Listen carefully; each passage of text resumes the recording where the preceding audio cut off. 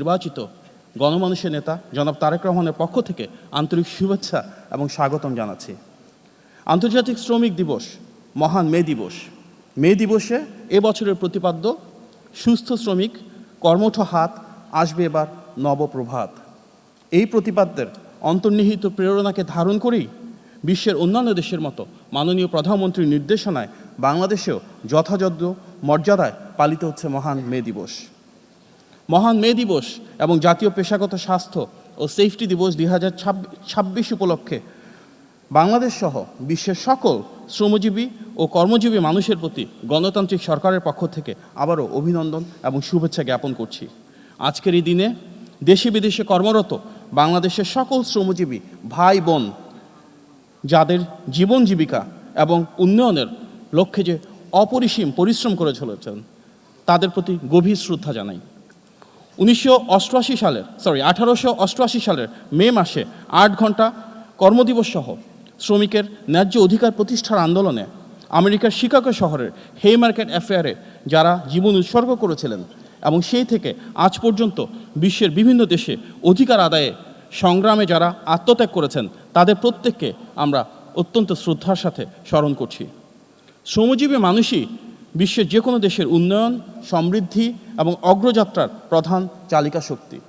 শ্রমিকের নিরলস পরিশ্রমেই গড়ে ওঠে এক একটি শিল্প, কৃষি, অবকাঠামো এবং শক্তিশালী অর্থনৈতিক ভিত্তি। সুতরাং তাদের জীবনমান উন্নয়ন, ন্যায্য অধিকার, নিরাপদ কর্মপরিবেশ এবং সামাজিক মর্যাদা প্রতিষ্ঠা এগুলো যে কোনো গণতান্ত্রিক দায়িত্বশীল সরকারের অগ্রাধিকার। জনগণের ভোটে নির্বাচিত বর্তমান প্রতিনিধিত্বমূলক যে সরকার মাননীয় প্রধানমন্ত্রী জনাব তারেক রহমানের নেতৃত্বে সেখানেও কিন্তু শ্রমবান্ধব নীতি, কর্মসংস্থান সম্প্রসারণ এবং কল্যাণমূলক উদ্যোগের মাধ্যমে শ্রমজীবী মানুষের ভাগ্যের পরিবর্তন একটি অন্যতম প্রধান অগ্রাধিকার। বাংলাদেশের মহান স্বাধীনতার ঘোষক শহীদ প্রেসিডেন্ট জিয়াউর রহমান বিশ্বাস করতেন শ্রমিকের দুটি হাতই রাষ্ট্র ও সমাজের উন্নয়ন এবং সমৃদ্ধির মূল চাবিকাঠি। শ্রমজীবী মানুষের কল্যাণে তিনি গ্রহণ করেছিলেন নানা যুগান্তকারী পদক্ষেপ। বিশেষ করে প্রবাসী শ্রমবাজার সৃষ্টি, মধ্যপ্রাচ্যে বাংলাদেশ থেকে জনশক্তি রপ্তানি বাংলাদেশের অর্থনীতিকে একটি নতুন ভিত্তি দিয়েছে, যা আজও গুরুত্বপূর্ণ অবদান রেখে চলেছে। বাংলাদেশ জাতীয়তাবাদী দল বিএনপি সরকার যতবার রাষ্ট্র পরিচালনায় এসেছে আমরা দেখেছি শ্রমজীবীর মানুষের কল্যাণে গুরুত্বপূর্ণ উদ্যোগ গ্রহণ করা হয়েছে। শ্রম আইন সংস্কার ও আধুনিকীকরণ, মজুরি কমিশন গঠন, গার্মেন্টস শ্রমিকদের জন্য ন্যূনতম মজুরি নির্ধারণ এবং তার বাস্তবায়ন, শ্রমিক কল্যাণ ফাউন্ডেশন গঠন, শ্রমিক পরিবারের চিকিৎসা ও শিক্ষাসহ নানা কল্যাণমূলক কর্মসূচি বাস্তবায়নের মাধ্যমে শ্রমিক সমাজের উন্নয়নে দেশনেত্রী বেগম খালেদা জিয়া কিংবা শহীদ প্রেসিডেন্ট জিয়াউর রহমানের প্রতিটি সরকার অত্যন্ত গুরুত্বপূর্ণ ভূমিকা রেখেছে। দেশের বৃহত্তম শ্রমগণ খাত পোশাক শিল্প যে গার্মেন্টস রপ্তানির উপর দাঁড়িয়ে রয়েছে বাংলাদেশের অর্থনীতি, সেটিও আজকে যে অবদানে পৌঁছেছে সেটি কিন্তু মূলত বিএনপি সরকারের নীতিমালা। শহীদ প্রেসিডেন্ট জিয়াউর রহমান এবং সাবেক প্রধানমন্ত্রী দেশনেত্রী বেগম খালেদা জিয়ার প্রতিটি বিএনপি সরকারের ধারাবাহিকতায় শ্রমিকদের জন্য যে ন্যায্য অধিকার, নিরাপদ কর্মপরিবেশ সৃষ্টি এবং শ্রমজীবী মানুষের রাজনৈতিক, অর্থনৈতিক এবং সামাজিক সুরক্ষা নিশ্চিত করা তা অবশ্যই বর্তমান নির্বাচিত সরকারের মাননীয় প্রধানমন্ত্রীর নেতৃত্বে চলমান রয়েছে। বাংলাদেশে ইন্টারন্যাশনাল লেবার অর্গানাইজেশন ILO এর 39টি কনভেনশন এবং 1টি প্রোটোকল অনুস্বাক্ষর করা হয়েছে।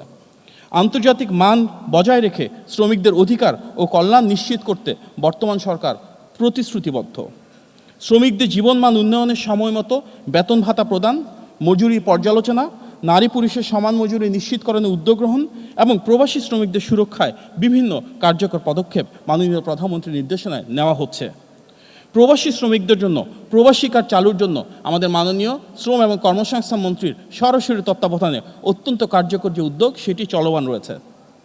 আমরা বিশ্বাস করি শ্রমিকদের নিরাপত্তা, মর্যাদা এবং কল্যাণ নিশ্চিত হলেই একটি সমৃদ্ধ, স্বনির্ভর, গণতান্ত্রিক ও মানবিক বাংলাদেশ গড়ে তোলা সম্ভব হবে। সম্মিলিত প্রচেষ্টা, পারস্পরিক সহযোগিতা এবং দায়বদ্ধতার মাধ্যমে আমরা আমাদের কাঙ্ক্ষিত উন্নত বাংলাদেশ বিনির্মাণ করতে সক্ষম হব ইনশাআল্লাহ। ত্রয়োদশ জাতীয় সংসদের প্রথম অধিবেশনের সমাপনী কার্যদিবসে আমরা দেখেছি গতকালকে গণতান্ত্রিক রাজনীতিতে এক নতুন মাইলফলক স্থাপন হয়েছে জনগণের ভোটে নির্বাচিত মাননীয় প্রধানমন্ত্রীর নেতৃত্বে। তিনি যে উদার, বাস্তবসম্মত ও রাষ্ট্রনায়কোচিত দৃষ্টিভঙ্গি স্থাপন করেছেন তাতে আজ স্পষ্ট দলীয় স্বার্থের ঊর্ধ্বে উঠে বাংলাদেশের জনগণ এবং দেশের সার্বভৌমত্বই বর্তমান সরকারের কাছে সর্বোচ্চ প্রাধান্য পাচ্ছে। গণতান্ত্রিক প্রক্রিয়ায় রাষ্ট্র পরিচালনায় আসা বিএনপি এবং বিরোধী যে রাজনৈতিক দল রয়েছে তাতে আদর্শিক অবস্থানের সুস্পষ্ট পার্থক্য রয়েছে, সেটিই স্বাভাবিক।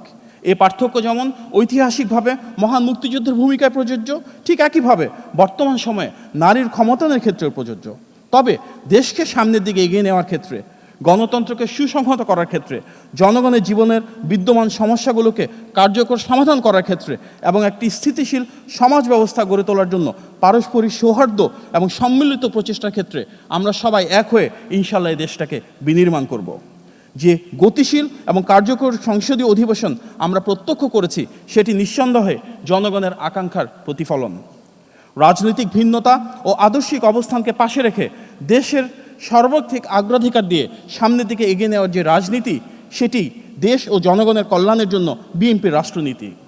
মহান সংসদের প্রধান অধিবেশনে যে প্রাণচাঞ্চল্য, জনগণের সমস্যা নিয়ে যে গভীর আলোচনা এবং মুক্ত বাকস্বাধীনতা ও মানবাধিকারের প্রশ্নে সবার সম্মিলিত অবস্থান আমরা দেখেছি, সেটি জনগণের ক্ষমতায়নের প্রতীক। আগামীর দিনগুলোতেও মাননীয় প্রধানমন্ত্রীর নেতৃত্বে এই ইতিবাচক ধারা ও যুগান্তকারী পদক্ষেপ বর্তমান সরকার অব্যাহত রাখবে, এটি আমাদের প্রতিশ্রুতি। এই ধারাবাহিকতায় সরকারের সর্বোচ্চ আন্তরিকতা এবং দায়বদ্ধতার মাধ্যমে একদিকে যেমন নারীর ক্ষমতায়ন হবে, যুবকদের ক্ষমতায়ন হবে, ঠিক তেমনি শ্রমিকদের ক্ষমতায়নেও সর্বোচ্চ প্রাতিষ্ঠানিক এবং নীতিগত প্রাধান্য দেওয়া হবে। প্রতিটি শ্রমিকের জীবন ও নিরাপত্তা নিশ্চিত করতে ঐকান্তিক প্রচেষ্টা অব্যাহত থাকবে। কর্মসংস্থান সৃষ্টি, কর্মদক্ষতা বৃদ্ধি এবং নিরাপদ কর্মপরিবেশ নিশ্চিত করতে আমরা সরকারের বিভিন্ন কর্মপরিকল্পনা প্রণয়ন এবং বাস্তবায়নের মাধ্যমে আগামীর বাংলাদেশের টেকসই যে উন্নয়ন, সেটিকে ইনশাআল্লাহ সুনিশ্চিত করব। পরিশেষে মহান মে দিবস এবং জাতীয় পেশাগত স্বাস্থ্য ও সেফটি দিবস 2026 উপলক্ষে গৃহীত সকল কর্মসূচির আমরা সার্বিক সাফল্য কামনা করছি। আপনারা সবাই আজকে কষ্ট করে এসেছেন, উপস্থিত হয়েছেন, তার জন্য আন্তরিক শুভেচ্ছা এবং ধন্যবাদ জানাই। আসসালামু আলাইকুম।